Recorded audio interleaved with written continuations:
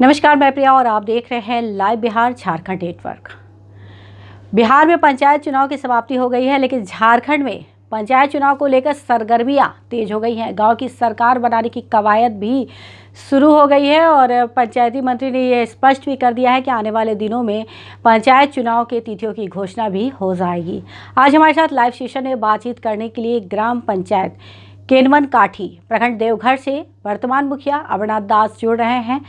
तो आइए हम उनसे बात करेंगे और जानने की कोशिश करते हैं कि उनके पंचायत की इस वक्त क्या स्थिति है, किस तरीके से उन्होंने अपने पंचायत में कार्य किया, क्या कुछ सरकार से उनकी मांगे हैं इस पंचायत के विकास के लिए। तो इन सभी चीज़ों पर हम उनसे बात करेंगे।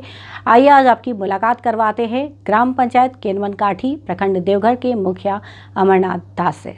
अमरनाथ जी नमस्कार। नमस्कार मैडम। बहुत बहुत स्वागत है आपका लाइव बिहार झारखंड नेटवर्क पे। जी मैडम। अमरनाथ जी, सबसे पहले तो बताएं हमारे दर्शकों को क्या स्थिति है आपके पंचायत की इस वक्त, कितना विकास हुआ है?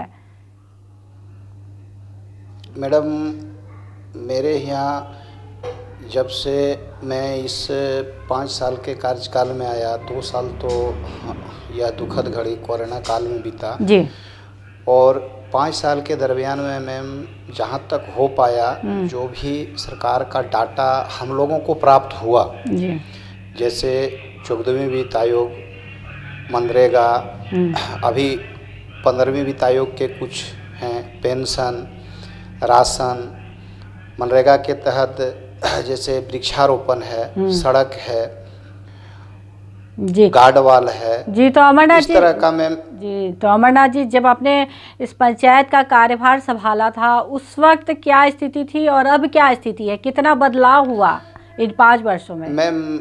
मैम जब मैं मुखिया बना तो इससे पहले पूर्व के मुखिया जी, चूँकि वो उतने जानकार नहीं थे, चूँकि अलिटरेसी के कारण बहुत कार्यक्रम जो है कि पूर्ण नहीं कर पाए, चूँकि उनको योजना के बारे में पूर्ण जानकारी नहीं होना, इसके वजह से मेरा पंचायत 5 साल का भी पीछे था।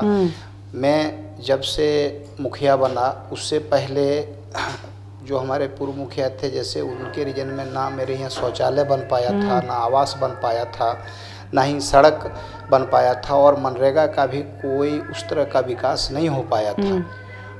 और इसमें मैम किसी का भी ये नहीं कहा जा सकता है कि चूँकि मेरा गांव, मेरा लोग, वो भी मेरे ही गांव के थे जो मुखिया बने, तो उनका केवल अलिटरेट होना सबसे बड़ा कारण हुआ, चूँकि योजना के बारे में उनको जानकारी उतनी नहीं थी। अभी 5 साल मेरे यहाँ मैम मतलब पंचायत भवन भी नहीं था। अभी हाल फिलहाल में हम पंचायत भवन जब अभी जो आपसे जो बात कर रहे हैं, जहाँ से ये लगभग 2-3 महीना पहले इसका जो है कि उद्घाटन करके इसमें हम लोग काम किए हैं, चूँकि उनके कार्यकाल में पंचायत भवन भी उस ढंग का नहीं था। जी, तो अमरनाथ जी, मैं ये जानना चाह रही थी कि क्या चुनौती थी उस वक्त आपके यहाँ सामने, सबसे बड़ी समस्या क्या थी पंचायत में जिसका निवारण आपने किया? मैम चुनौती, चूँकि आज़ादी का 72 साल हो गया मैम, हमारे पंचायत जो है कि आप जो दिल्ली और कलकत्ता का जो मेन लाइन है, इससे हमारा पंचायत 2 फाड़ में बंटता है। मेरा पंचायत बड़ा है मैम, मेरे यहाँ 2 पंचायत समिति सदस्य हुआ करता है और पॉपुलेशन लगभग 7000 है मैम। और मेरे यहाँ चूँकि हम बना क्षेत्र से घिरे हुए हैं, लगभग हम 40% हमारे यहाँ बना क्षेत्र है। और सबसे बड़ी बात है मैम कि हमारे यहाँ रोजगार एकदम नहीं है, इसलिए हमारे यहाँ जितने भी मजदूर हैं लगभग अभी वर्तमान में 3000 लगभग कोरोना काल में हमने मजदूर को लाया बाहर से। मेरे यहाँ कोई योजना मतलब रोजगार का साधन ही नहीं था मैम जी। और ये सारे चीज़ के लिए सिस्टम को जब धीरे धीरे मतलब आगाह कराए कि मेरे यहाँ ये समस्या है, तो प्रशासन का भी सहयोग काफ़ी मिला जी। और आज मेरे यहाँ मनरेगा का भी काम चल रहा है जी। तो इस वक्त रोजगार के क्या अवसर हैं आपके यहाँ? मैम अभी मेरे यहाँ रोजगार का, जैसे सबसे पहले तो जब हम चुनाव जीत के आए तो मनरेगा चालू किए थे, और मनरेगा में जो आपका मेड़बंदी है, टीपीसी है, आपका जा कर के वृक्षारोपण है, आपका कुआं निर्माण है, यह बहुत कुछ ऐसा है जिसको चालू कराए, जिससे कि मेरे यहाँ जो है कि रोजगार का कुछ मुहैया साधन हो पाया। जी मुखिया जी, ये बताइए कि आवास योजना की बात की जाए, प्रधानमंत्री आवास योजना, उसके अंतर्गत आपके यहाँ कितने लोगों को लाभ मिला?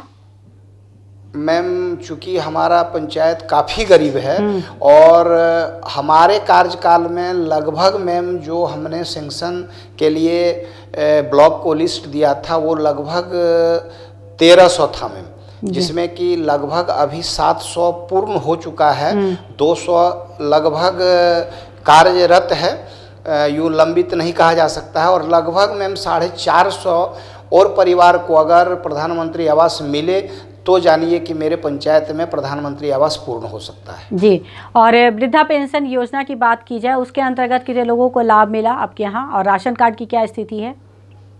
मैम, मैं वृद्धा पेंशन का जहाँ तक हमको पूर्ण आंकड़ा है, जो गरीब लोग बूढ़े बुजुर्ग आते हैं पंचायत भवन में, वो पूछते हैं मुखिया जी अभी तो 5-6 महीना से वृद्धा पेंशन विधवा पेंशन मिल ही नहीं रहा है जी।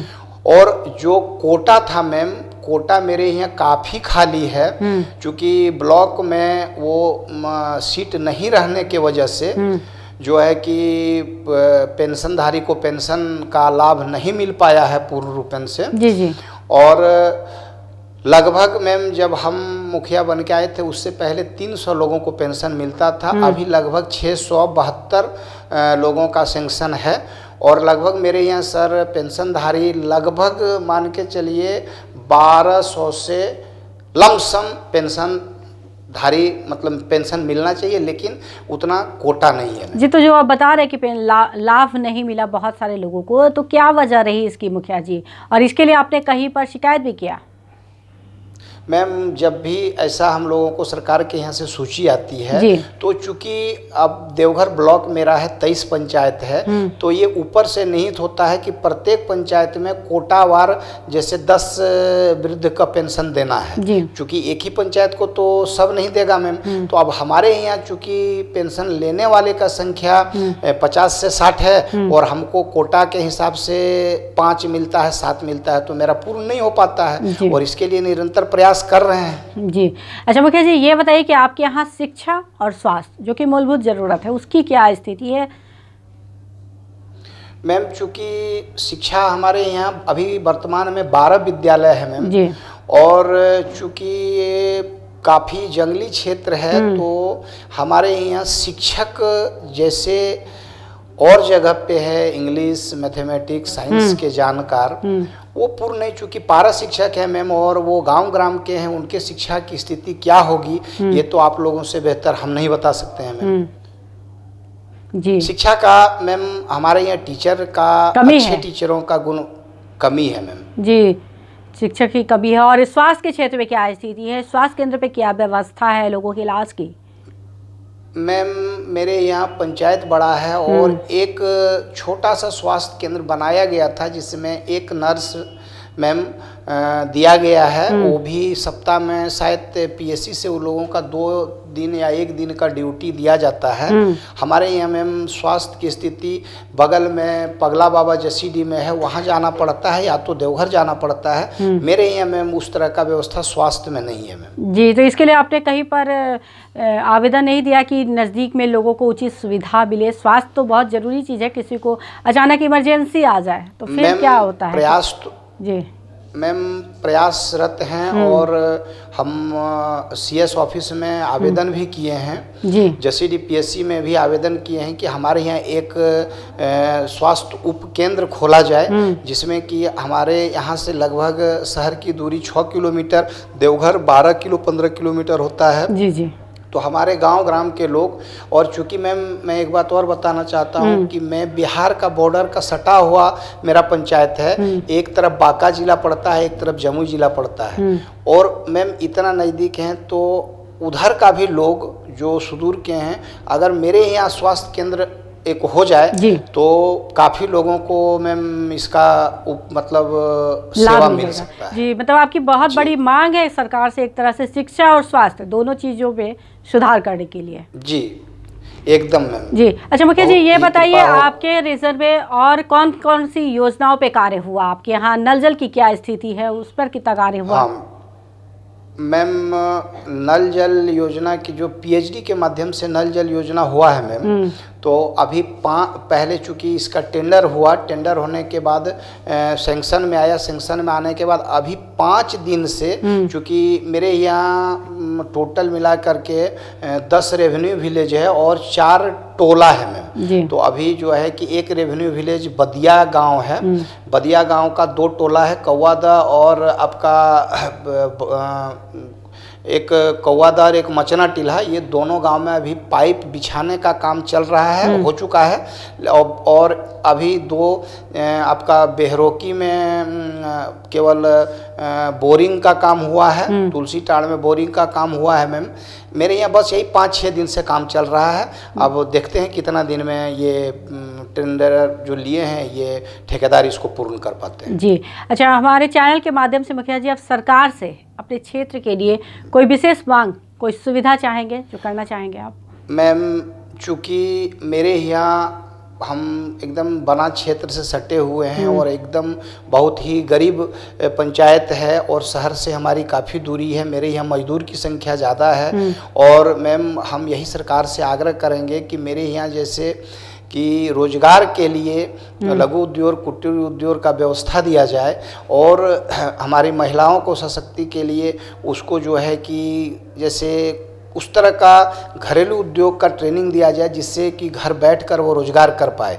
और चूँकि अनपढ़ और अशिक्षित होने के चलते मैम हमारे यहाँ बकरी पालन जो है, गाय पालन, बतख पालन, मछली पालन और कृषि में जैसे खेती, सब्जी का खेती संभव है मैम। इसलिए सरकार अगर उस चीज़ पर पहल करती और मेरे यहाँ अगर हाट बाजार लगाने का व्यवस्था हो जाता जी, क्योंकि शहर दूर में है, तो मेरे यहाँ हाट बाजार लगाने का व्यवस्था होता तो हमारे लोगों को काफ़ी जो है सुविधा मिलता मैम। जी मुखिया जी, लोगों का क्या रुझान लग रहा है, लोग कितना संतुष्ट हैं आपके कार्यों से?